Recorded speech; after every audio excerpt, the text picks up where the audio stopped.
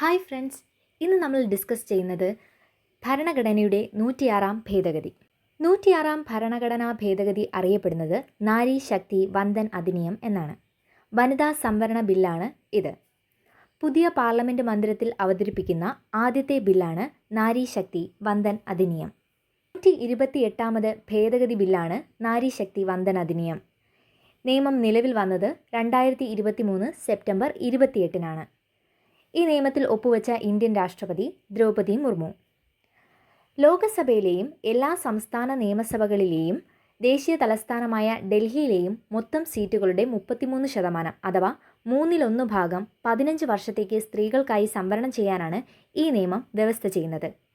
Nari Shakti Vandan Adhiniyam bill ലോകസഭയിൽ അവതരിപ്പിച്ചത് കേന്ദ്ര നിയമമന്ത്രി അർജുൻ റാം മേഘ്വാൾ ആയിരുന്നു. അവതരിപ്പിച്ചത് 2023 സെപ്റ്റംബർ 19-നാണ്. ബില്ല് ലോകസഭയിൽ പാസ്സാകുന്നത് 2023 സെപ്റ്റംബർ 20-നാണ്. ആകെ 454 പേർ വോട്ട് ചെയ്തു. 2 പേർ എതിർത്ത് വോട്ട് ചെയ്തു. വോട്ടിങ്ങിൽ നിന്ന് ആരും തന്നെ ലോകസഭയിൽ വിട്ടുനിന്നില്ല. രാജ്യസഭയിൽ 2023 സെപ്റ്റംബർ 21-നാണ് നാരി ശക്തി വന്ദൻ അധിനിയം ബിൽ പാസ്സാകുന്നത്. 214 പേർ വോട്ട് ചെയ്ത് ഐകകണ്ഠേന പാസ്സാക്കി.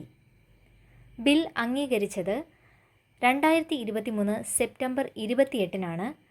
ബില്ലിൽ ഒപ്പുവെച്ച രാഷ്ട്രപതി ദ്രൗപദി മുർമു. നിയമം പ്രാബല്യത്തിൽ വന്ന് 15 വർഷത്തേക്കാണ് ഇതിൻ്റെ കാലാവധി. വനിതാ സംവരണം 2024 ഉണ്ടാകില്ല. സെൻസസ്, മണ്ഡല പുനർനിർണയ നടപടികൾ തുടങ്ങിയവ പൂർത്തിയായാലേ നിയമം നടപ്പാക്കാനാകൂ. സംവരണം 15 വർഷത്തേക്ക് തുടരുമെന്നും സ്ത്രീകൾക്ക് സംവരണം ചെയ്ത സീറ്റുകളിൽ SC, ST വിഭാഗങ്ങൾക്ക് ക്വോട്ട ഉണ്ടായിരിക്കുമെന്നും ബില്ലിൽ നിർദ്ദേശിച്ചിട്ടുണ്ട്. ഡീലിമിറ്റേഷന് ശേഷം സംവരണം പ്രാബല്യത്തിൽ വരും. ബിൽ പ്രകാരം ഓരോ മണ്ഡല പുനർനിർണയത്തിന് ശേഷവും സ്ത്രീകൾക്കായി സംവരണം ചെയ്ത സീറ്റുകൾ മാറിവരും. നിലവിൽ ലോകസഭയിൽ 543-ൽ 82 വനിതകളാണ് ഉള്ളത്. ഭേദഗതി നിലവിൽ വന്നാൽ 543-ൽ 181 സീറ്റും വനിതകൾക്കായിരിക്കും. രാജ്യസഭയിലും സംസ്ഥാന ലെജിസ്ലേറ്റീവ് കൗൺസിലുകളിലും വനിതാ സംവരണം ഉണ്ടാകില്ല. 106 ഭരണഘടനാ ഭേദഗതി പ്രകാരം ഭരണഘടനയിൽ വന്ന അനുച്ഛേദങ്ങളുടെ ഭേദഗതി അഥവാ ഉൾപ്പെടുത്തലുകൾ നോക്കാം. അനുച്ഛേദം 239 AA ഭേദഗതി ചെയ്തു.